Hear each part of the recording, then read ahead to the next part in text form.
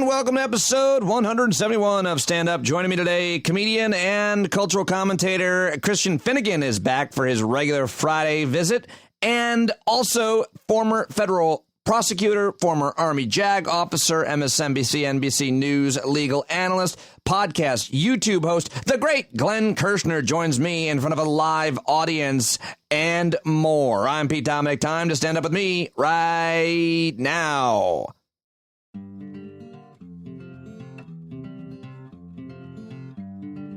Yeah, we are off, and I am happy to have you.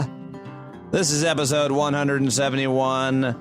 I am very much in a good place. I'm very much in a good place. I don't speak well. I don't speak that well. Hey guys, thank you very much for being here and for supporting the podcast. I got some pretty big news. Crossed another big threshold, 700 paying subscribers to this podcast, and that's a pretty BFD, as Joe Biden would say. It's been just over what? I don't know. I started this in November. How long is that? Don't make me do math.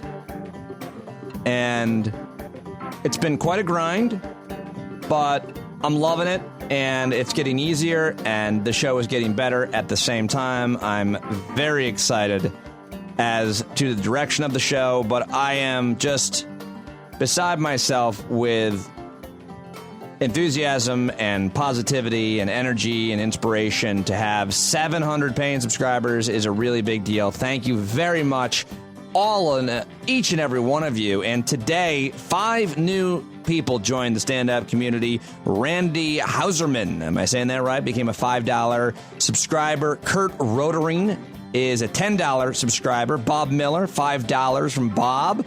Thank you, Randy, Kurt, and Bob. Stephen Carter just became a $10 subscriber.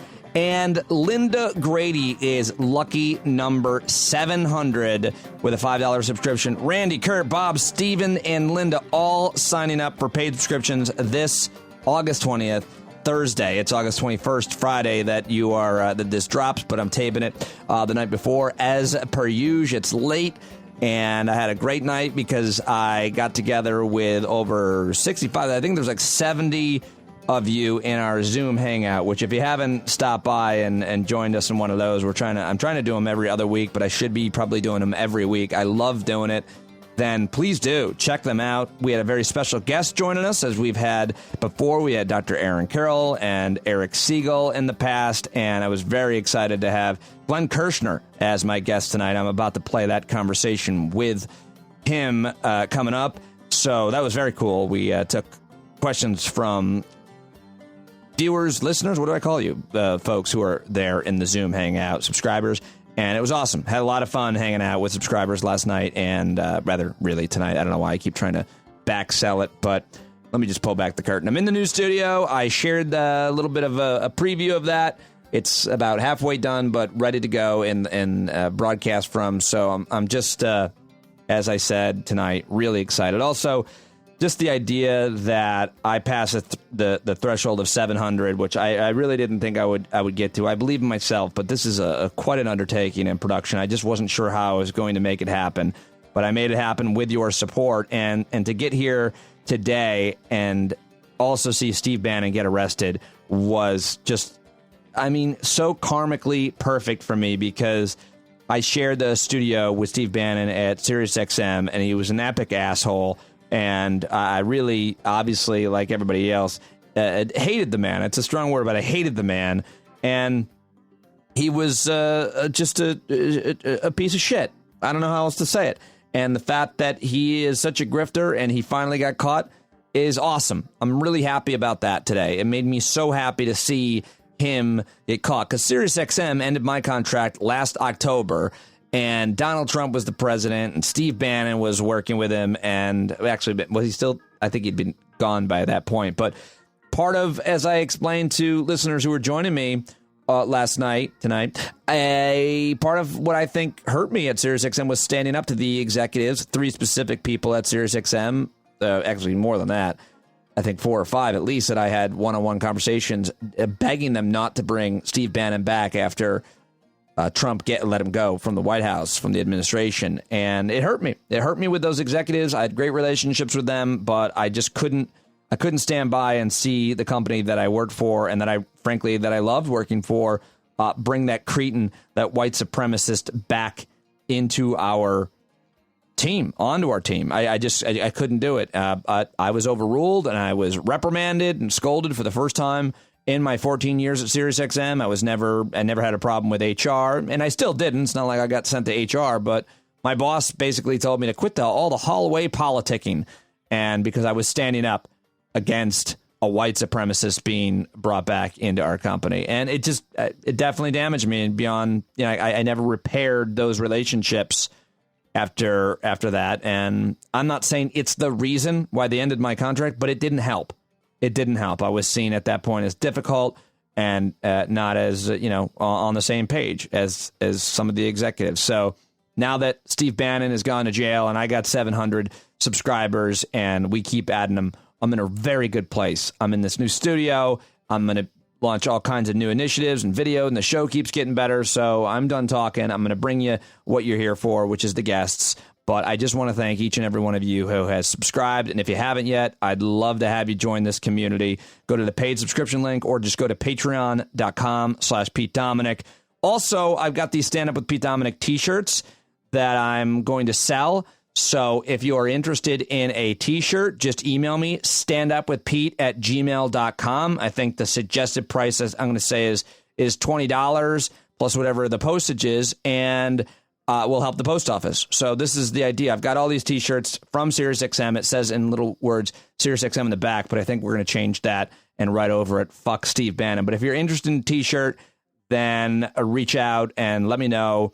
And I'll get you one. How about that? So just email me, standupwithpete@gmail.com, in the subject, write t-shirt, and I'll get them out as soon as I can to you, because I want to get rid of them, and they're cool, even though they say SiriusXM on the back. I mean, by the way, I don't have any, hard feelings. I want to go back to Sirius and sub-host for shows like Michelangelo Signorelli and Dean Obeidallah's show and be a guest on all these shows. So, I'm not sitting here bashing them, but that's the honest truth as to what happened. And I got the t-shirt, so if anybody wants one, let me know. Standupwithpete@gmail.com, and we'll get some new swag, and we'll put it to good cause. And right now, I'm just trying to make up for the investment in a new studio and the new computer and all the equipment that I've got to buy to invest in this show.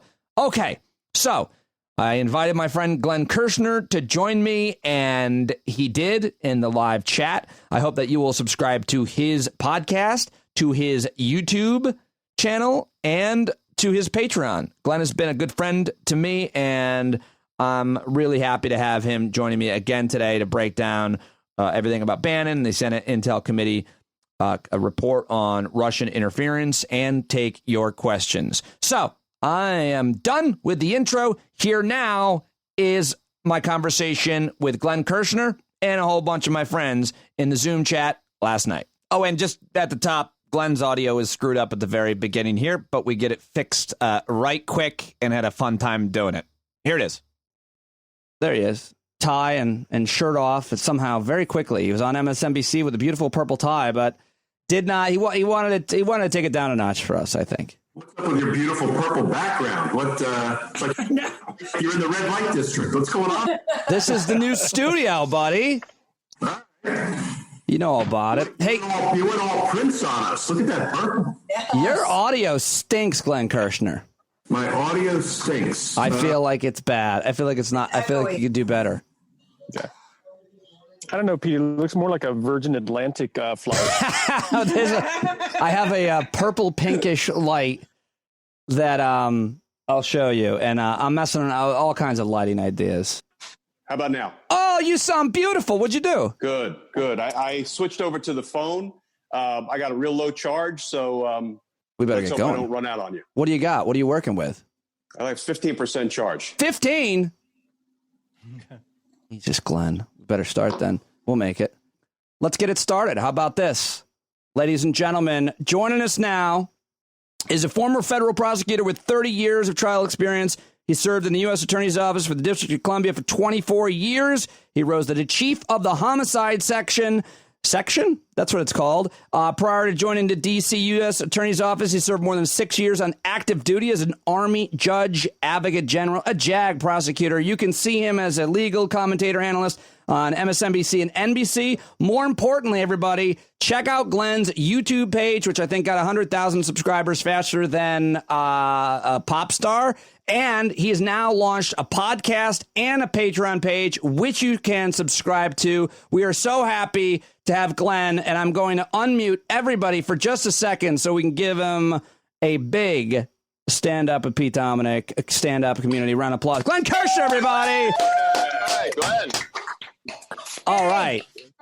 That always is very, very anticlimactic because it always sounds, even though there's how many, 57 people in here right now, it always seems like there's 4 people. Anyway, Glenn, are you? Yep. All right, there we go. But thank you very much for joining us. Appreciate you doing this. And I think you're doing this something similar tomorrow night for the first time with your subscribers, right? Yeah, just started my Patreon page 4 or 5 days ago, and I have my first Zoom Q&A session tomorrow. And I did my first poll. I asked people Friday evening better, Saturday afternoon better. It was a 50-50 split, so we're doing both. So, I'll be on twice over the next couple of days. And if any of your folks want to gravitate over and become a patron, I would love that. That's awesome. And I hopefully we get the your videos without ads on YouTube, because I watched one of your YouTube videos today, and Jesus, if the majority leader, Chuck Schumer, didn't interrupt your video 7 times to ask me for money. It was very irritating. I want the ad-free Glenn Kirschner. Anyway, thank you for joining us. There's tons to talk about between the Senate Intel Committee report and, of course, Steve Bannon's arrest today, which is, I am literally emotional about that, and I'll tell you why a little while. But I wanted to just ask you to get started, to give us an example of some of the high-profile cases, some of the people that you prosecuted over your career, to give you the credibility that everybody already gives you and that you deserve. But, you had a pretty impressive career. What did you do as a prosecutor? Tell me about some of these high-profile cases. Sure. So I was a homicide prosecutor in D.C. for 22 of my 30 years as a prosecutor. Handling murder cases in D.C. was, frankly, my first love, mainly because I got to help homicide families, somebody who lost a loved one to violent crime. I got to help them through what really is the most difficult ordeal in the life of a family. So some of the and I also tried the big RICO cases. The largest RICO case we ever brought in the history of Washington, D.C. was called the Kevin Gray Rodney Moore Organization. What they did was over the course of about 10 or 12 years, they controlled the drug trade in all 4 quadrants of Washington, D.C., and that was cocaine, heroin, marijuana, and at the time, PCP was all the rage. They also killed 29 people. They killed their competitors. They killed members of their own conspiracy if they tried to leave, because if you left the group, you were as good as dead. And then they also would occasionally kill people on larks.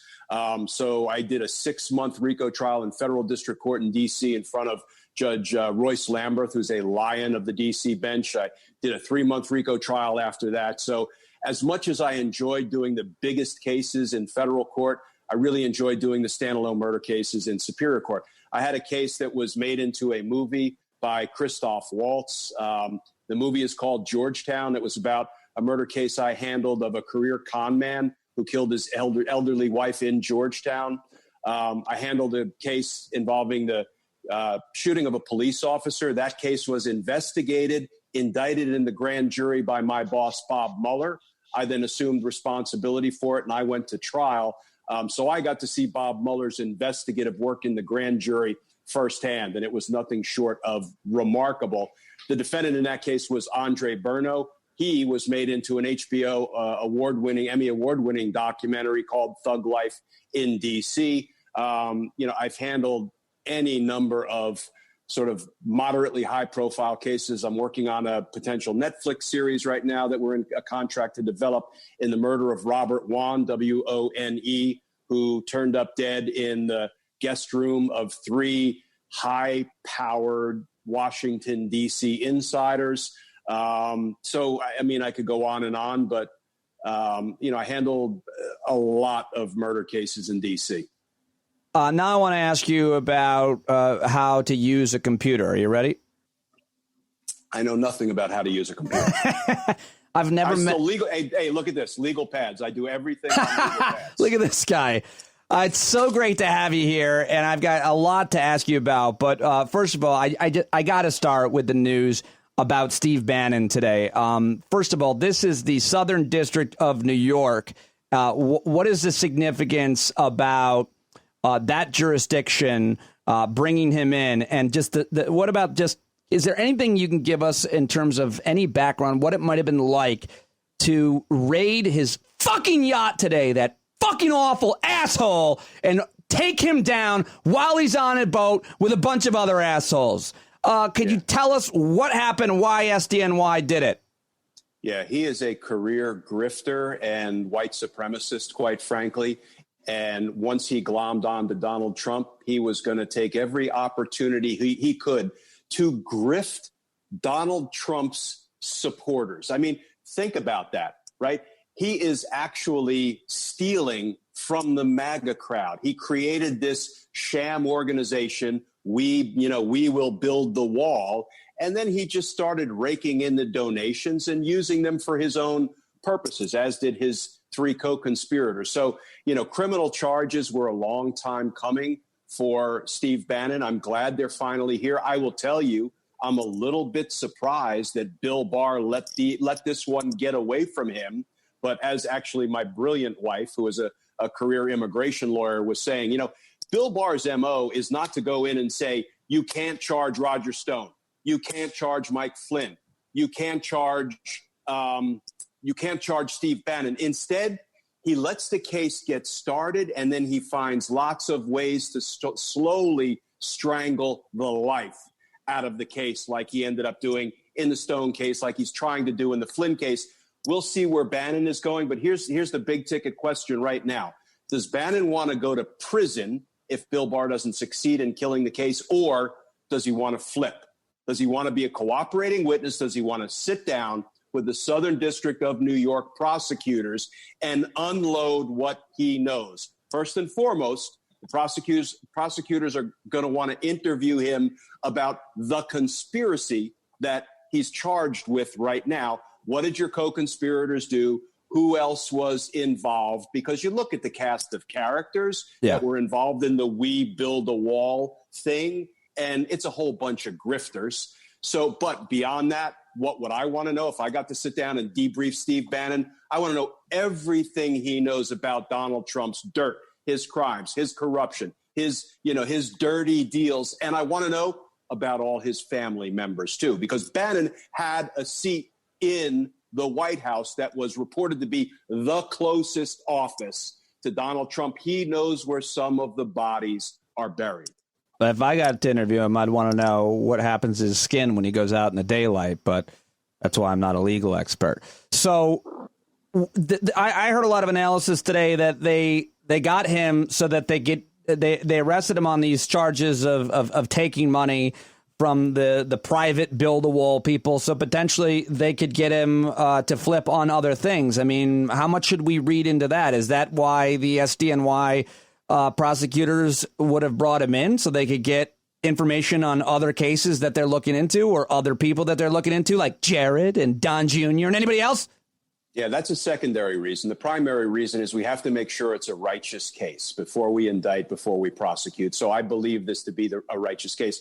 As I just said with Joy Reid on the readout, when she asked me, what does this case look like to you? I said, it kind of looks like Steve Bannon took a chapter out of the book Money Laundering for Dummies. I mean, it was so transparent what they did by ginning up fake invoices, setting up shell corporations, getting these sham vendors involved. And can I tell you, as a career prosecutor, that stuff is not hard to unravel. This was a really amateur operation. Now, did they time it? Why did they time it the way they did? Why did they take these men down now? And here I think is a really interesting point, Pete. Usually in white-collar cases, in fraud cases, when there's no many collars crime, in his case, he wears a lot of collars. Sorry. His wardrobe is a crime.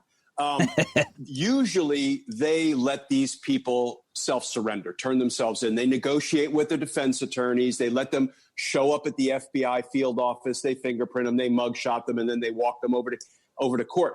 They didn't do that. They plucked all four of these defendants out unawares, as we say. So that tells me something might have been up. Maybe somebody was going to flee. Maybe somebody was going to destroy evidence. Maybe there were some more crimes in the offing. I mean, unless you're on the inside of these operation plans, which we put together anytime we're going to do a takedown, once we have indicted somebody, you don't know exactly what motivates the timing of a takedown, but there is always something that motivates it. So I'm hoping that there are bigger fish to fry with Bannon, and they're going to try to squeeze him for cooperation, and we'll see what happens. Steve Bannon got out on $5 million bail today. We saw him walk out. We saw his skin start to burn. Will he ever see jail time? I sure hope so. And here's something that I was hoping to get to talk about today on air, but we didn't quite get to it, and this is a big ticket item. We learned in recent days, and not only from Volume 5 of the Senate Intel Committee report, but there was some news reporting that last summer there were criminal referrals by the Republican majority Senate Intel Committee. Criminal referrals to my old office, the DC U.S. Attorney's Office, of who? Don Jr., Jared Kirschner, Steve Bannon, and two others, Sam Clovis and Eric Prince, also worthy targets. This blows my mind, Pete, because if we unravel this, we scratch below the surface. Think about this. My old U.S. attorney's name is Jessie Liu. She was the top prosecutor at the DC U.S. Attorney's Office. Yeah. She wasn't willing to indict Andrew McCabe because the evidence wasn't there. So what did Trump and Barr do? They yanked her out, lied to her, told her they would give her a job at Treasury, and then they pulled the rug out from under her. At the same time, they installed a lackey, a Barr lackey, by the name of Tim Shea to be the U.S. Attorney's Office for D.C. What did Tim Shea do? First thing out of the gates is he dumbed down the Roger Stone sentencing. Second thing, he tried to kill the Mike Flynn prosecution. Now what we know, Pete, is that he was also sitting on criminal referrals of Don Jr., Jared Kushner, and Steve Bannon. What did he do? Did he kill those criminal referrals? Criminal referrals, not by Democrats, by a Republican-controlled Senate committee. This stuff has got to see the light of day. A criminal referral, though, is what? Criminal referral. So when the Senate Intel Committee was doing its thing, putting witnesses under oath, taking testimony, they believed that Kushner and Little Donnie Jr. and Bannon and Prince and Clovis lied or misled them or misdirected them, impeded their investigation. So they made a criminal referral. They said, we want you to investigate these men, I use the term loosely, for potentially committing crimes as part of our investigation. What else did we learn in the Senate Intel Committee report? And for those of listening who don't know exactly what that was, I mean, obviously I could explain it in detail myself because I'm such an expert, but I'll let you do it, Glenn. What was this report about, and how significant was it? Because I'm seeing a lot of reporting, a lot of analysis saying, well, we didn't really learn anything new, but it's good that they put this out. And obviously it's led by Senate Republicans, the Senate Intel Committee. The Senate majority is Republicans. So what was this? What was it about? 1,000 pages long. Yeah, this was Volume 5. It was the final volume of the Senate Intel Committee's investigation into Russian interference. And this volume had to do with the coordination between the Trump campaign and the Russians. And this Republican-controlled committee said basically that Donald Trump and his campaign presents a grave counterintelligence threat to the security of the United States. And they also said that they coordinated with Russia to undermine the election, and they coordinated with Russia to undermine our democracy. How? This is Republicans saying it. Now, Marco Rubio can go run to the camera and lie about what he said in a report that he signed off on, which he did. He lied. But I don't understand how the president can't be dragged out of the Oval Office by his lapel after the Republicans announced in that report that Yes, he conspired, he coordinated, he colluded with Russia, he and his campaign. He did all that, and he's a national security threat to our country, and yet he's still sitting in the Oval Office. All right, we are honored to have Glenn Kirschner joining us here and the paying subscribers Hangout, and we've got 70 people here. I want to turn it over to them for a few questions before Glenn's phone runs out of energy. Let's go to Bill Boyle. Bill B. in D.C., everybody, joining us. You got a question for the great Glenn Kirschner, Bill? Yeah, Glenn, nice to meet you. My only question really is that can Trump proactively pardon our buddy Steve Bannon? And then if he does, would Bannon then have to testify in front of a grand jury or be subject to perjury because he loses his Fifth Amendment right? Two great questions, Bill. First of all, the answer is yes, you can proactively pardon somebody, just like Gerald Ford pardoned Richard Nixon, and Richard Nixon had never been charged with a crime. That was a proactive pardon, sometimes called a prospective pardon, and sometimes I'll throw this in for Pete's benefit. It's called a prophylactic pardon. Thank you. You can catch up with the jokes later. Thank you. So yes, that is unfortunately lawful. Okay, the courts have said, the Supreme Court has said, you can prospectively pardon somebody even if they've never been charged with a crime. Your second question is a great one, and there are attorneys who will take both sides of that issue. Let me try to break it down. If you are pardoned, you would think you'd no longer have a Fifth Amendment right against self-incrimination, because guess what? You can't incriminate yourself because you can't be charged. You've been pardoned. Crafty defense attorneys will say the pardon only covers certain crimes, those crimes that are actually made part of the pardon, written out in the pardon when the president issues it. A defense attorney will say, but if he testifies, he will expose himself to other crimes that the government doesn't even know about. So we would have to go in and litigate whether somebody who gets a pardon really has their Fifth Amendment right against self-incrimination completely snuffed out, or if they can keep enough of it to be, to invoke it in the grand jury, if the prosecutors try to throw him in the grand jury and wear him out about what he knows about Donald Trump. So it's a question without an answer, but there are arguments on both sides. All right, let's go to Danny Mack. Dan McDonald, do you have a question for the great Glenn Kirschner? Indeed, I do. Hello, Mr. Future Attorney General. Nice to meet you. I have one quick comment is I'm equally as happy that Kurt Schilling got bagged today as well in that whole thing. He did? He did, yeah. It's not being reported too much if the reporting's right. He got bagged as well today, which I'm very, very happy about with Bannon, right? So the question I have is when you were on Pete's show a year and a half ago, 2 years ago, when Bill Barr was first announced, when he was announced that he was going to be Attorney General, you had said that you had worked with Robert Mueller and that Robert Mueller was friends with, pretty friendly with Bill Barr. All right. And so I use that quite a bit to quell my stress about the situation overall. So my question to you then is, what do you think happened to him, and how do you see yourself apologizing to me for that? So I have apologized. Is it Danny? Danny? Yeah. Dan, yeah. Dan. I have apologized on air several times. I said, you know what? I got that one dead wrong, and I can tell you why. But I'm happy to apologize again. So because Bob Mueller was an important professional figure in my life, he was my mentor. He taught me how to be a federal homicide prosecutor in D.C. He also taught me how to run the Homicide Section, which I took over a few years after he left. I put so much faith and trust in his assessment of Bill Barr. The families were close. They went to each other's children's weddings. The wives did Bible study together. And I didn't think Bob Mueller could get another person so wrong.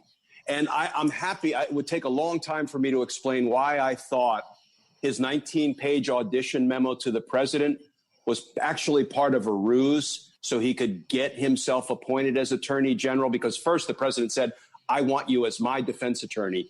I want you to represent me. And he said, I don't have time for that.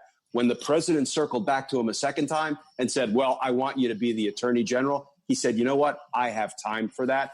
I thought he and Bob Mueller were going to be kind of a conspiracy of the righteous, and I couldn't have been more wrong. I should have paid more attention to Bill Barr in for a penny, in for a pound during Iran-Contra when he said, I want everybody, every Republican wrongdoer to be pardoned. What we have learned is Bill Barr doesn't give a rat's behind about the rule of law. What he wants to do is build a theocracy so that everybody worships the way he worships. And he wants to build an all-powerful president, the unitary executive theory where president is king. And if the president does it, it can't be unlawful. I got Bill Barr wrong. And to potentially bring on the end times as well. And to bring on the end times, yes. That reminds me, I've got to do a live read for the end times. Just stay with me, everybody. The end times. Thank you, sir. All right. Thank you, Dan. Let me go to another lawyer joining us. It is, of course, Nick DiFabrizio, the DFAB. He's a smart lawyer. He's been working with me so much, guiding me to build this Shadio. He joins us tonight. You have a question for Glenn Kirschner, Nick. Yeah, although I'm probably a better carpenter than I'm a lawyer, to be honest with you. But, I'm curious why you think that the Trump administration necessarily wants to save Bannon. I recall that Bannon has an enemy in the White House who doesn't want him anywhere near the campaign and comes from a family that has a kind of a history of setting people up, right? You know what I'm talking about. I know who you're talking about. And, yeah, Jared Kirschner. Oh. Right? Remember, Kirschner was the guy who, he as I recall, he kind of hated Bannon, right? And was very happy to get rid of him. He put the shit in him and got him out of there. And I wouldn't be surprised if Bannon was trying to sniff around the campaign again, coming back like everybody else has come back, right? Every single other person, except for Manafort and Flynn, have come back into the Trump fold, excuse me. And I'd be surprised if Bannon wasn't trying to sniff around. So all of a sudden, Bannon goes down. Kirschner, as we know, comes from a family where his own father set up his uncle on a sting, right? So he knows how to do that kind of stuff. He comes from New Jersey. We're pretty good at that here. So I'm just wondering whether if he was set up, but even if he wasn't, why does anybody think that Trump wants to come and save him? I mean, I got a feeling that Kushner's telling Trump now, look, stay as far away from Bannon as you can and let him sink. What's your thought about that? It's more of a political question, really. I agree with you, Nick, that all things being equal, because of the animosity between Kirschner and Bannon, Trump will not take up for Bannon by issuing a pardon unless he knows that Bannon has something serious that he can offer the Southern District of New York prosecutors that will really hurt Trump. The calculation with Trump is always about, how does this affect me? It's not about friendship. It's not about loyalty. Frankly, it's not about his relationship with Kirschner or with his son, who I don't really think he cares about. It's always about, how does this impact Donald Trump? So he will only take up for Bannon if he knows Bannon has got some really important dirt on him. Yeah, I think you're right. And what I love today is when Trump first got to address this. Did you see how he talked about Bannon? He said, I was waiting for him to say he was a coffee boy or I never met him, but he didn't do that. What he did was he said, that whole we build a wall, I never did like that. Well, we'll be seeing the video pretty soon about how he praised that project previously. But he also started saying, Bannon, he's a showboater. He was showboating. Right. And I'm thinking, okay, first of all, if Bannon can give the prosecutors in New York important dirt on Trump, then by Trump antagonizing Bannon and saying you're a lousy showboater, I mean, now Trump is not a tactical thinker, but it would be a really stupid move if he is antagonizing Bannon, knowing that Bannon can help sink him. How much percentage you got left on your phone? I just lost your picture. You're back. I can't know. A call just came in. Oh, forget them. You're mine. Who is it? Rachel Maddow? One of my old crime scene officers is who is calling. Alec Peters, did you want to ask a question? You were so excited. You said he's your favorite guest that I have on, and I'd love to, if you want to ask it, or do you just want to kiss Glenn's ass? Can I do both? Do we have time? Yeah. Also, in a moment here, Glenn and I are giving hair care tips at the end, so stay tuned for that. Yeah. Okay.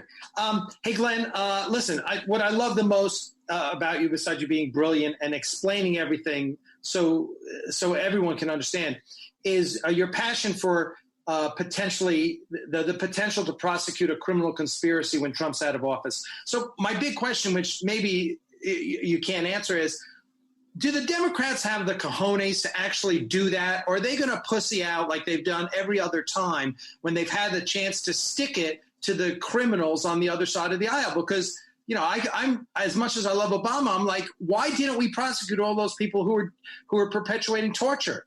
And so that's my biggest concern. And thank you for being here. Well, my biggest concern is the sexist framing of your question, that cojones mean you're tough and pussy means that you're weak. You guilty as charged. All right. Thank you. Go ahead, Glenn. All right. No, Alec, that's the $64,000 question. Will we have the political will to take this fight on in January? Because, I contend you can draw a straight line from Richard Nixon being pardoned by Gerald Ford to Donald Trump, right? Because Donald Trump knew he wasn't going to be held accountable for anything. And that's part of the reason he has been criming with such enthusiasm. But here's my take on it. After prosecuting for 30 years, you never tell victims, not a robbery victim, not a burglary victim, not a rape victim, that the way to heal, the way you're going to be able to put your nightmare behind you is by us declining to hold your attacker accountable. Well, Donald Trump has attacked us, 170,000 dead, and he is guilty of involuntary manslaughter. And I can tick through the three elements to prove why that is so. Not to mention the corruption, the abject corruption, the witness tampering, the conspiracies to defraud the United States, the obstruction of justice, the obstruction of Congress, the false statements to Mueller that we now know we can prove. It is mind-blowing. Biden has said, I will not pardon him. Biden has said, I will let my attorney general do his or her thing. I have some hope that if we were ever going to hold political criminals accountable, it's now. It's January. And if we don't do it, I don't think we keep our republic in the long term. I agree. And who's going to be attorney general besides you? I don't know, but I look forward to, if I am asked to be in any position in government that gives me the opportunity to go after these political criminals, I'm there. Glenn, before we go, and if anybody else, do you have 2 more minutes? Yes. If anybody else has 1 or 2 more questions, but I wanted to ask you if you got anything to say. I think you'd made almost positive you have a video at your YouTube channel, which is awesome. Everybody should subscribe to it, on the controversy, the scandal about the U.S. Post Office. What are your thoughts on that? Where are the crimes? Where are the illegalities, if there are any? Yeah, so there are 2 statutes, 18 U.S.C. 1701 and 1703. Basically, I was going to say 1701 and 1703. Yeah. If you are entrusted to deliver the mail and you unlawfully slow the service of the mail, you're guilty of a federal crime. DeJoy is guilty of all that and more. And I maintain that Trump and DeJoy are in a criminal conspiracy to slow the mail, to interfere in our free and fair elections, and deprive the citizens of all 50 states of their right to vote. The question is, who's got the political will to step up? I am thrilled that we've had, I think, 3 or 4 criminal referrals, one in New Jersey, one in Arizona, one in California, of DeJoy and Trump asking the attorney generals to open criminal investigations. We've had a bunch of suits filed across the country now, and somebody's got to put a stop to it. I mean, I'll go sit on my mailbox on the corner if somebody tries to pull it up out of the ground and haul it away. But, I mean, this is one where the citizens have got to mobilize, because Bill Barr has walked away from his responsibility to stop executive branch crime. And that's a crime. And that's why Bill Barr needs to be in an orange jumpsuit in January. Oh, wouldn't that be a beautiful sight? Okay, let me just steal Ronnie James' question. What do you think, knowing that you were a prosecutor for 30 years, federal prosecutor, Kamala Harris was a top prosecutor in California. So your thoughts on what effect she'll have on the Department of Justice and as her in general for the pick for I think she's a great pick. I think she's serious. I do not know her personally. I think she's a serious person. I actually, one of the videos I did about a week ago when she was named, which is something that really impressed me. She was the district attorney in San Francisco. I think Glenn's phone finally died. We'll see if he comes back. He's still there, right? I still see that his phone is there. Oh, we lost Glenn Kirschner. Maybe he'll come back. On my question. That sucks. I blame you, Alec. Pete, go ahead and fix it for him. Go ahead and finish that question for him. Oh, yeah. Where was he? 17.053 and 051. If you look at the precedent of where 1701 and 1703 have been utilized in all types of different prosecutions, from federal to state criminal prosecutions, you got to understand that the actual percentage of how often they are successful at those prosecutions is very low. So I wouldn't hang my hat on that at the end of the night, especially with 1701. You're welcome. All I have is improv, everybody. Okay, so maybe we lost Glenn, which is fine because we had him for 30 minutes anyway. But let's give Glenn Kirschner another big. Pete, I'm back. I'm back on my computer. Well, we don't actually need you because I just answered the whole thing about 1701. And just the probability of success on that. But so maybe I should just start telling some jokes then, you know? Yeah, just take. I know I got the crappy audio here because I'm back on my computer. My phone died. But let me finish the Kamala Harris thing. Okay, yeah. This is really worth people knowing. Great.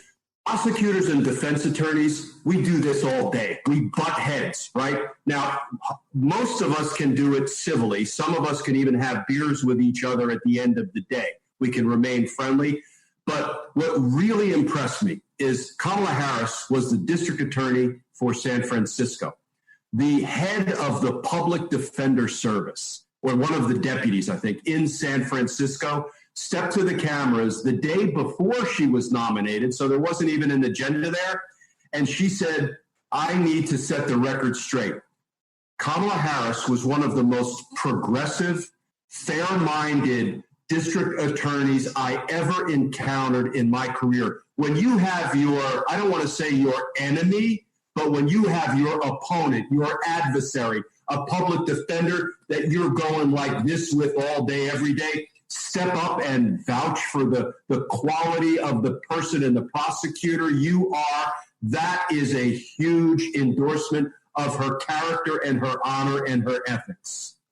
Awesome. Awesome. Awesome. I cannot thank you enough for joining me tonight. I really appreciate it. I hope people will subscribe to your YouTube channel. You got a podcast you're putting out now. And of course, you're now on Patreon. And I'm really, really excited to see what you're doing with all that. It's really a public service, what you're doing. I'm going to unmute everybody and let's give him a round of applause. Glenn Kirschner, everybody. Thank you so much for joining us. Glenn. Glenn. We'll talk to you soon, buddy. Thank you very much, man. Thank you, guys. Thanks, folks. All right. That was awesome. And that was last night. So Glenn Kirschner stopped by. Follow him on Twitter and listen to his podcast and subscribe to his YouTube channel. He's done a really good job with his media career after spending his entire career working in the government mostly as a prosecutor, and now he's got a YouTube page, which is a huge hit, which I'm envious of. When I'm just about to start mine, I have like 700 subscribers or something like that because the podcast gets posted there. But I definitely would love for you to check out my YouTube page, which you can get to by going to youtube.com/standupwithpete. That's youtube.com/standupwithpete. 728 subscribers. I'm there now. It just carries the podcast right now, but I'm going to be doing video and posting my interviews up there very soon. including a bunch that I've done already in the first 171 episodes. So subscribe to my YouTube page, but more importantly, keep supporting Glenn Kirschner. He's doing great work and very good and kind of him to stop by. We've become good friends. I like Glenn, and his wife Nilu are fantastic folks. And Glenn has 5 grown daughters and 1 teenage son, and just a great guy. I like him a lot. And speaking of good friends who I like a lot, my friend Mark Nolte, who might actually run for governor out in Iowa, has been a longtime listener of the show, and that's how I met him years ago as a listener. We became close friends, and I went out and met him and his family last April 2019, I should say, the April that you could still travel.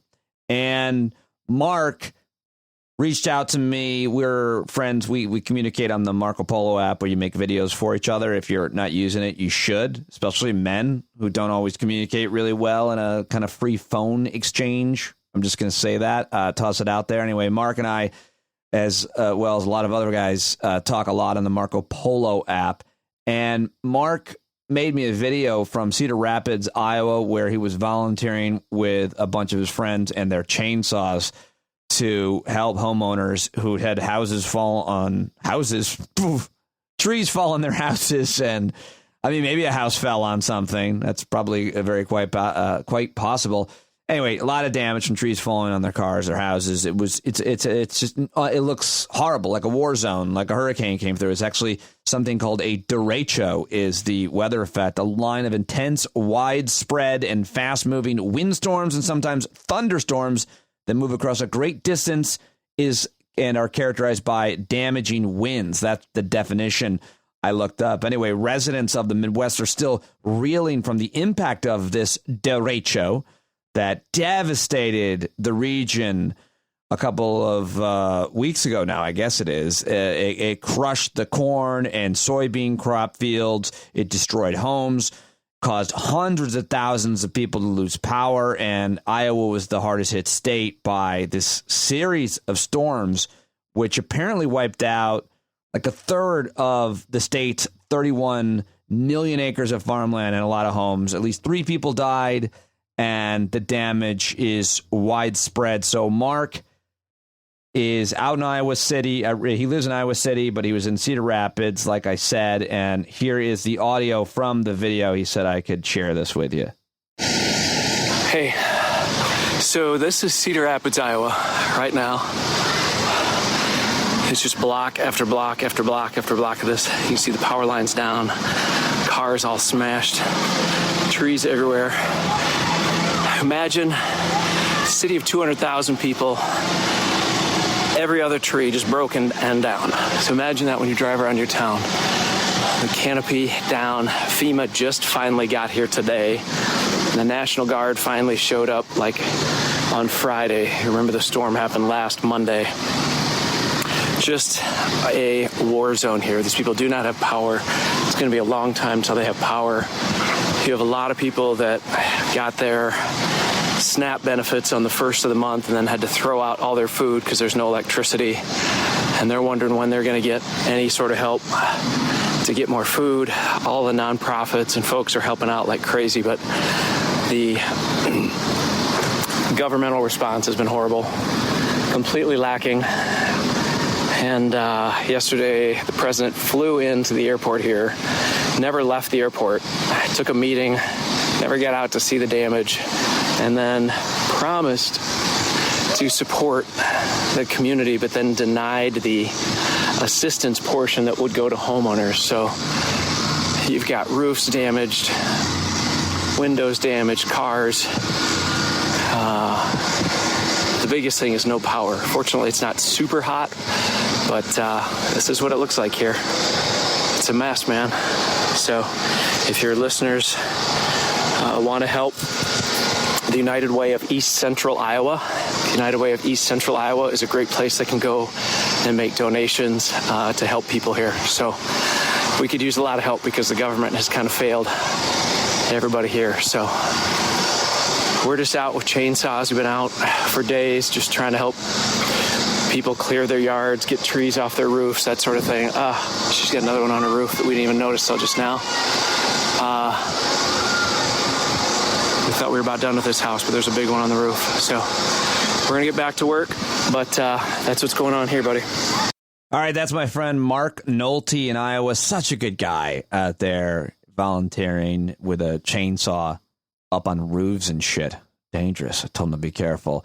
And I also included a link in today's show notes titled Help Iowa, which connects to a New York Times article that I referenced and talks about the devastation, as well as lists a wide range of resources that you can donate to. That's in the show notes if you want to send them some money for their relief. It's pretty horrific looking out there. Okay, so finally in today's episode, by the way, while I was taping tonight's episode, I had already mentioned 5 subscribers. 2 more people edited their pledge up, so I might as well mention them. Linda Veraster just edited her pledge from $5 to $10. Linda, thank you very much for the raise. That is awesome. I'll put it to good use.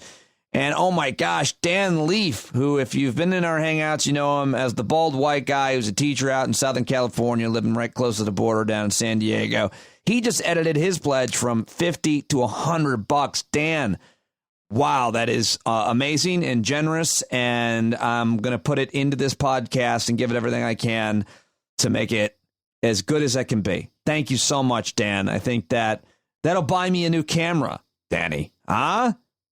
That's awesome. Okay, Dan, Linda, thank you very much for the raise. You can edit your pledge up if you have the ability to do. I really appreciate it. All right, let's get to my final guest of today's show. It's Christian Finnegan, who I haven't talked to in a few weeks because our schedules just haven't aligned, but I usually talk with him on Thursdays and put it on the Friday episode here, wrapping up the week with a few different news stories. I think one of the most important things, one of the most underrated things, listener Ronnie Gonzalez was saying this, the story is, and I've talked about it a lot, I certainly haven't undercovered it, is the rise of conspiracy theories and conspiracy theorists and the role of the kind of the QAnon people and the fact that the president the other day did not denounce them when given the opportunity. So I think that's a huge story. And Christian and I talk about some of the candidates that believe in that shit that are actually getting a nomination. The Republican Party is turning into the party of crazy conspiracies. Here now, my conversation with Christian Finnegan, who is on Twitter, by the way, at Christ Finnegan. Buy all of his comedy specials. Support him. Here we go. Recording. And it's been, like 3 weeks since we've had Christian on, and I'm very excited to have him back. And it's not me, it's him. He's been busy, but he is back. Christian Finnegan joining me now. Great to have you back. I definitely missed you, and people have been asking. Last week it was you, Pete. Last week it was you. Last week. Oh, yeah, you're right. You were available last week, and then it was last second, and I had already done it because I wasn't sure. But either way. It's a real will they, won't they kind of situation. You know, with one person's into the other person, then they're like, no, but now I'm dating somebody else. And, you know, and so usually we could stretch this out for 2 or 3 seasons. A whole Ross and Rachel type deal. I'm so glad to be back together with you, Christian. And I'm happy sure to be stuck with you. Exactly. I'll take it. How have you been? How has your end of July, August been? You've been crazy busy, right? Yeah, busy and then not working on some personal projects, but then just drama, you know, as I've mentioned on the podcast, you know, my wife owns this little venue and we had started doing safe, socially distanced backyard shows, and that was going well. It certainly wasn't making a ton of money, but it was making enough to cover rent and, you know, a few expenses. And so we were kind of ready to kind of have that be our life, doing shows Thursday, Friday, Saturday nights. And then New York State had to kind of big ball us. Is that a term? Probably not. Yeah, they big balled you. You kind of specifically have been big balled many times.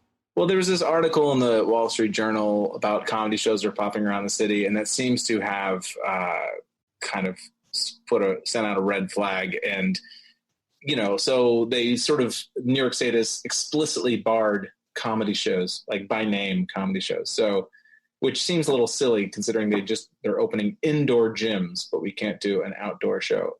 But why did they say? I mean, is there any reason that they gave for that at all, or? It's very convoluted, and you know, I know that wherever there's alcohol in their mind, that leads to unsafe behavior and unsafe gatherings. And I think that they don't have the bandwidth to go case by case and say, okay, what you're doing is fine, what you're doing is not. And so therefore they kind of have to issue these sort of blanket mandates. And I do also think it's Cuomo kind of big balling de Blasio on some level. They clearly hate each other and look for any reason. Cuomo looks for any reason to sort of step in and thwart or just embarrass de Blasio.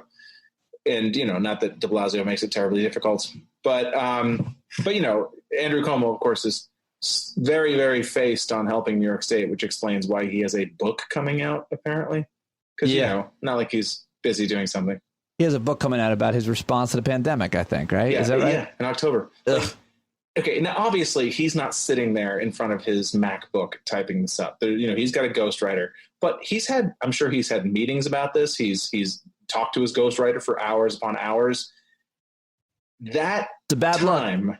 It's not a good look. Mm-hmm. It is not a good look to put leadership on hold in order to write a book about leadership. The consensus, though, on Andrew Cuomo, despite a lot of major mistakes, is that he handled the response really well. I mean, it depends who you ask, but his press conference, as always, optics and politics is everything, politics of perception, but his press conferences that he was holding every day were like must-see TV, and he handled them really very well. And so the perception is that he handled the pandemic very well, and that's not the case if you dig into it, as far as I know. Like, he could have done a lot better.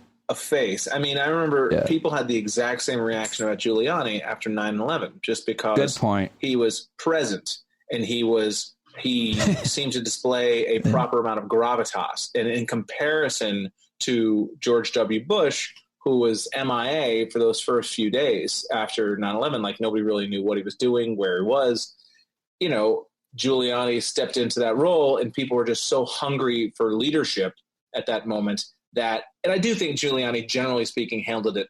I think that he didn't handle it quite as well as history claims, again, because people were just starved for leadership. And I think that Cuomo kind of benefited from the same type situation because Trump is such a buffoon that just anyone sitting in front of a table talking to the press and giving out statistics and numbers seems like, George Washington. And anyone showing empathy, the bar is so low that Donald Trump doesn't have the ability to show empathy. So any politician that just does the normal empathy thing when people are dying as a result of a terrorist attack, a natural disaster, or a pandemic, just him doing that made a difference because people were starving for a leader who seemed to actually care that thousands of people were dying. Yeah, and somebody even just to acknowledge that it was going on, to even somebody saying this is going to get worse before it gets better makes you feel better in the sense that because that, you feel that, you read the paper, you see the statistic coming around. So to have someone confirm that you're not insane, counts as leadership in 2020. And it's also a smart thing politically to do because you're hedging. You're saying this is going to get worse before it gets better. So you're not sitting there saying it's just going to go away. It's just going to go away. I mean, why would you possibly do that when you know it's not just going to go away? Something that's been bothering the shit out of me lately is and it always has bothered me, comparing the two political parties, the Democratic and Republican political parties in this country, and equivocating them. And I got an argument with my dad on the podcast about it yesterday, and plenty of other people lately as well. And they are increasingly very, very different. And I wanted to talk about that with you today because you sent a couple of articles about a couple of candidates that are running that have gotten their nomination to run for the House as Republicans. You see the president yesterday being asked about QAnon and saying, I think they like me, so I don't care what they think about cannibals and babies.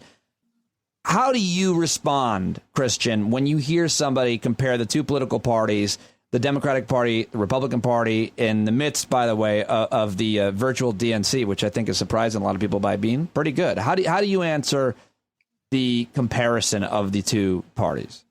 Oh, it's nonsense. It's asymmetric nonsense. It's if people who say that from the right are just saying that because they feel like that frees them up to act however they want to act. It's like, hey, everybody's doing it, so you can't fault us because this is just the way politics is, but just not true. And as you know, there are crazy people on the left and there are crazy people on the right. The difference is the left doesn't elect their crazy people. The left makes fun of their crazy people. The left ostracizes their crazy people. I mean, and we know a lot of those people who ostensibly they might believe the same things we believe, but they're problem people. You know, I mean, like I'm sure, you know, we know a few in comedy. Those people are not to be taken seriously. They're not elevated. But because on the Republican side, there is such an awe for just will to power that anyone who is willing to just assume a mantle of power is automatically respected by other Republicans. You know, that if the Republican wins, then this is what I believe too, because God forbid Republicans aren't in power. I'm not being incredibly precise with my language here, but I think that the main, I think generally speaking, of course, this is a very self-serving thing to say as a person on the political left, is that people on the left, their most important trait is truth. Like, are you honest? Are you actually, like, on the right, I feel like the most important trait is, are you powerful? Have you acquired power? And that is a justification in and of itself. And I think that allows them to bite their lip and accept a bunch of shit that maybe in a different election cycle they wouldn't buy. No one's going to stand up. Very few elected officials on the right are going to stand up to QAnon. They might not embrace it, but they're not going to stand up to it because they realize they cannot win an election without those people. You know, and you can say that Trump came out of nowhere, but clearly he didn't. The Trump base has been a part of the Republican voting bloc for generations. Yes. And for a long time, Republicans just felt like they had it under control, that they were the sort of, they're our dirty little secret. You know, not every Republican elected official is an out-and-out blatant racist. But if not for the votes of out-and-out blatant racists, not one Republican would ever win any office whatsoever, period. And so they can't rebuff that part of their party. They cannot disavow. People on the far left are constantly rebuffed by the Democrats. Yeah. People on the far left fringe, and I don't even mean to equivocate that the people on the far left fringe are the same as the people on the far right fringe. I don't think that they're the same at all. But if you just want to look at it as far ends of the spectrum, the Democratic mainstream routinely thwarts and rebuffs its left flank. Routinely. The right, they might not praise them openly, but they accept their support. And once that right flank starts to become, it's almost like in Terminator when Skynet has become self-aware. It's like at a certain point, all the crazy Republicans are like, oh, wait, we can control the party. We don't have to vote for Mitt Romney. We don't have to vote for Jeb Bush. Right. We could do it. You know, we're bigger than they are. We're more important than they are. And you see all these quote unquote, you know, respectable Republicans at the end of the day, they all line up behind whoever's in power because that's what they truly respect. It's interesting when you break down like I don't know what your paradigm would be, but when you break down kind of the far left, you think of things like the idea of open borders or defund the police or single payer Medicare for all or Green New Deal. And these are, generally speaking, these are ideas about the role, responsibility, and size of government, which has always been the argument in this country and every country, the role and size of government. Those are the kind of very far left ideas. I think it's fair. Maybe you'd add some others to it.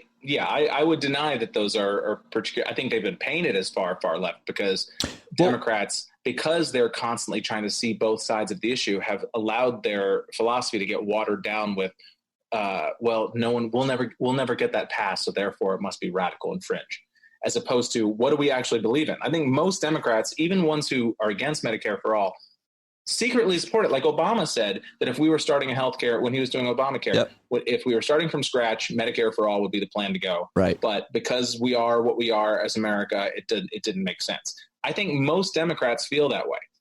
Now, because the Democrats feel like they can't pass it, they paint what they feel like they can't pass as being fringe.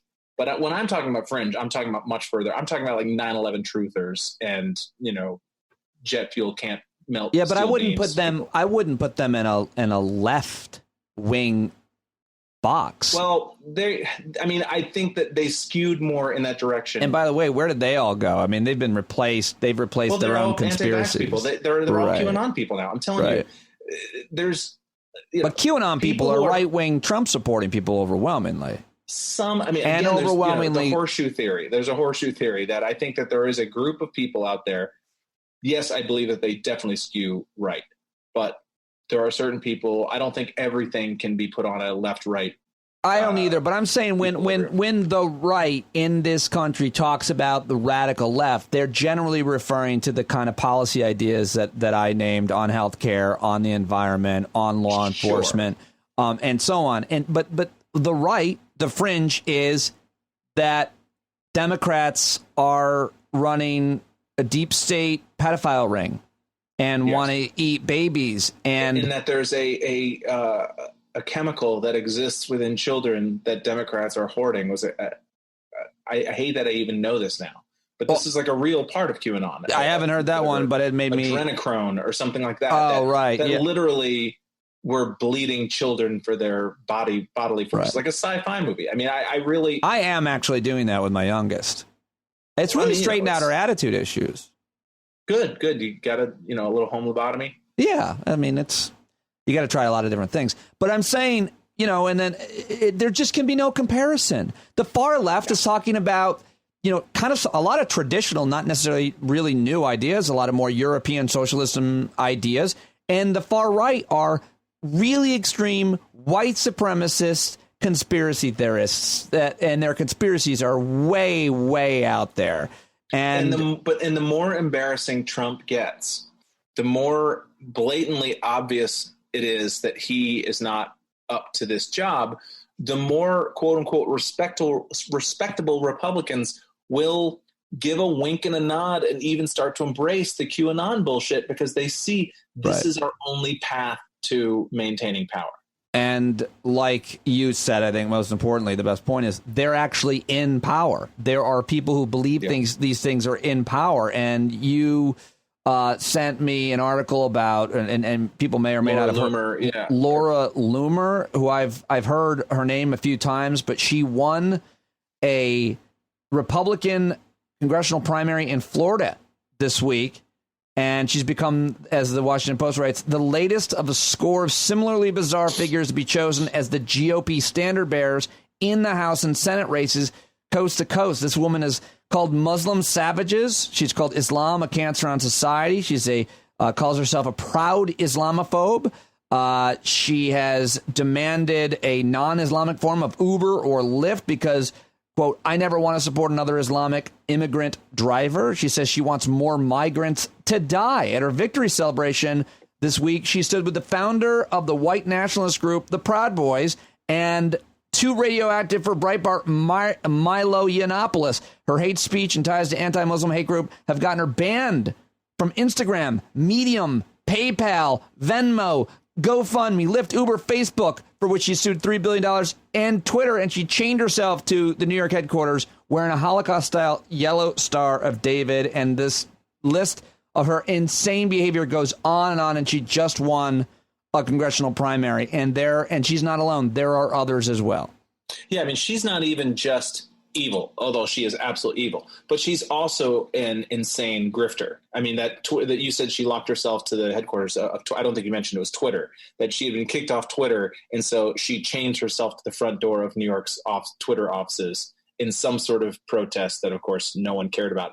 And she's been a laughingstock, even amongst, I mean, somebody like Richard Spencer. I can't believe I'm speaking in a semi-positive way about Richard Spencer. Let's put that all in big, giant quotation marks. White supremacist, avowed white supremacist Richard Spencer, yeah. Yeah, I mean, Richard Spencer is pure fucking evil.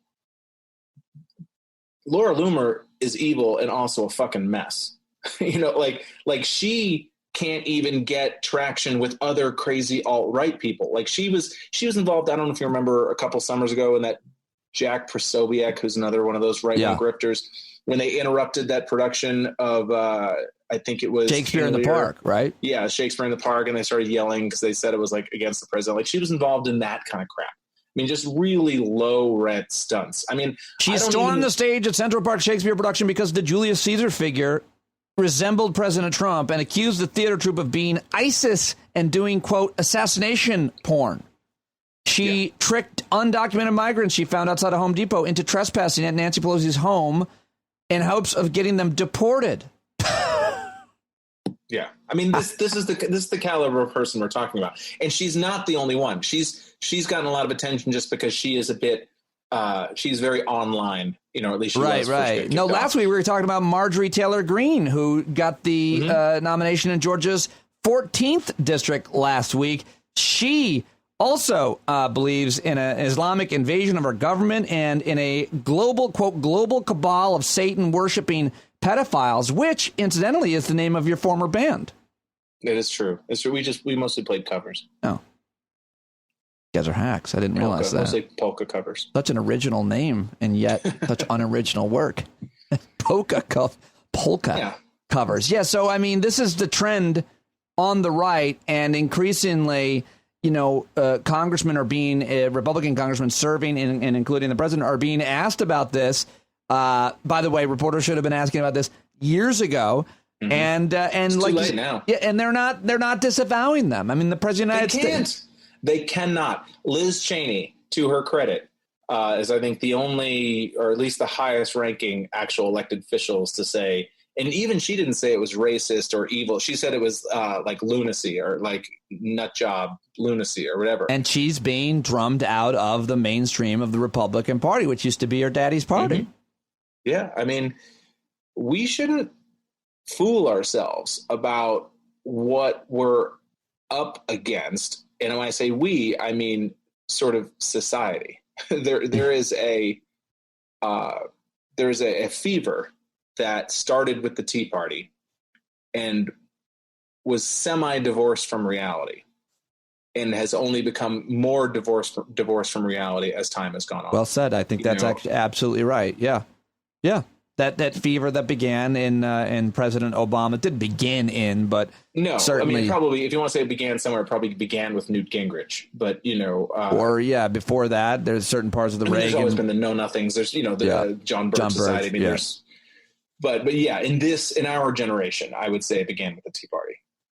So we've covered that a bit, and there's a lot to be concerned about. Oh, there's also that guy Madison Cawthorn who's running against my friend Mo Davis. What do you think of this guy? What's his deal? Well, I mean, he is one handsome guy in the face. He's in a wheelchair. He's yes. But there's a lot of circumstantial evidence that he is been groomed in the white power, if not straight up Nazi adjacent culture. Little things that, he had a real estate company. He calls himself a real estate investor, even though there's no evidence of that. Oh, no. He's got all this money that has been funded to him through these right-wing networks.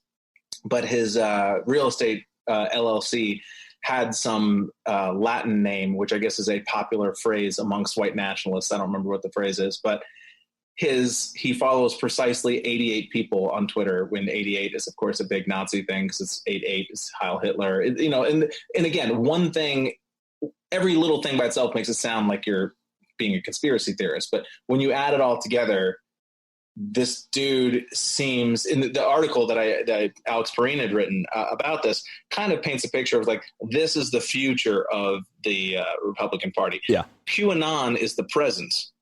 This kid is the next wave of sort of genuine white nationalists who are sort of groomed for political office, winking white nationalists. Yeah, I think we sometimes make a mistake when we compare them or call them Nazis because you think of the Third Reich and Hitler's Third Reich and the 30s and the anti-Semitism. It's the same. It's just evolved. It's more Muslim. It's certainly still anti-Jewish.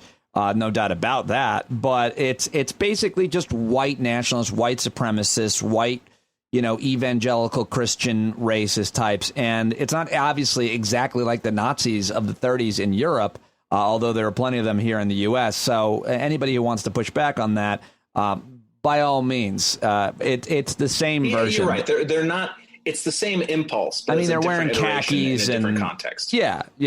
So the similarity is that they're still positing a culture where straight white people are at the top of the pyramid, straight white men specifically, and that there's a social hierarchy that must be honored.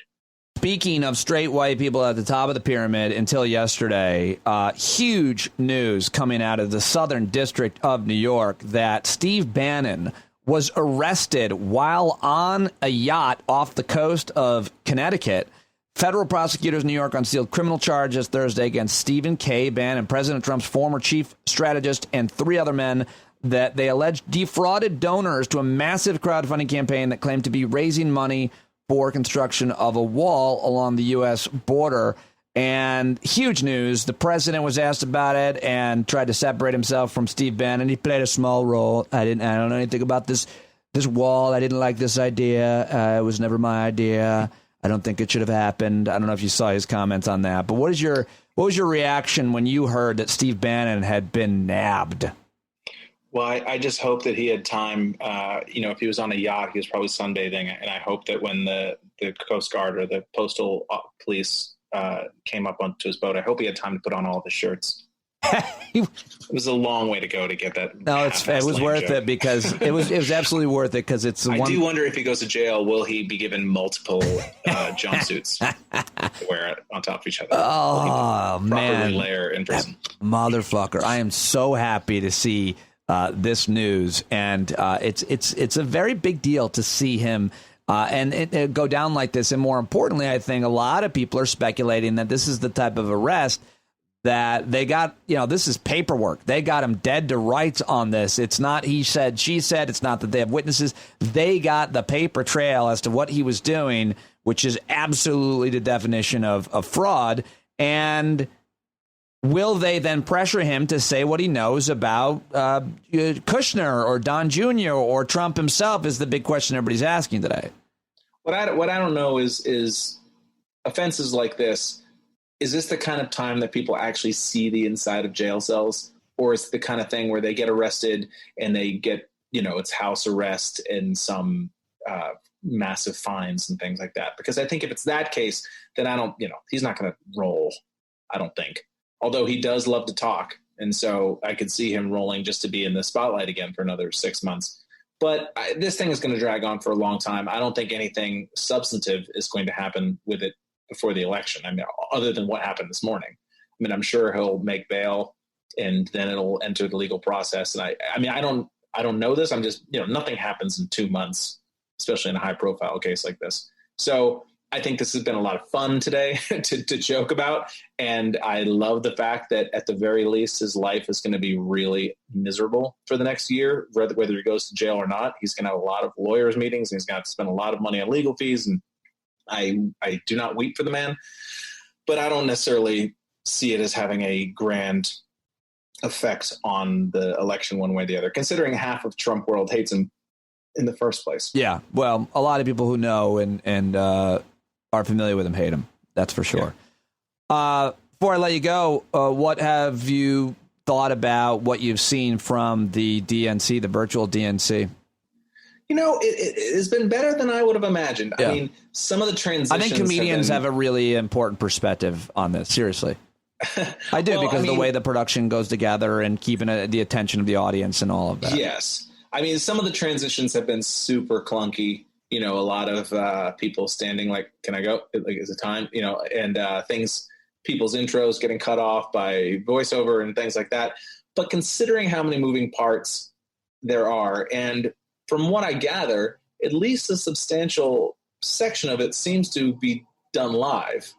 I feel like they've kind of done a proof of concepts thing where the first night was a little rocky. Second night was I loved the 50 state roll call. I still haven't seen that. I've just heard about it. What a great idea. You're in your home state in a cornfield. Like, what's Hawaii going to do? Right. Like some of the states went super lame. And Minnesota just had Amy Klobuchar making a speech. It's like, come on, man.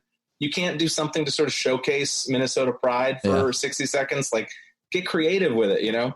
I think just certain politicians like, no, I need my camera time. Tim Ryan the same way. Ohio, it's like he had to be on camera. God forbid he let somebody else from Ohio have the spotlight for the whole 60 seconds. By the way, speaking of Ohio, did you hear about yesterday with President Trump saying that nobody should buy Goodyear tire? Goodyear, of course, an American manufacturer out of Ohio, a state that he needs to win. And how many of the people that work for Goodyear are also Trump voters? And their hero just told them not to buy their product. What a stupid thing for him to do.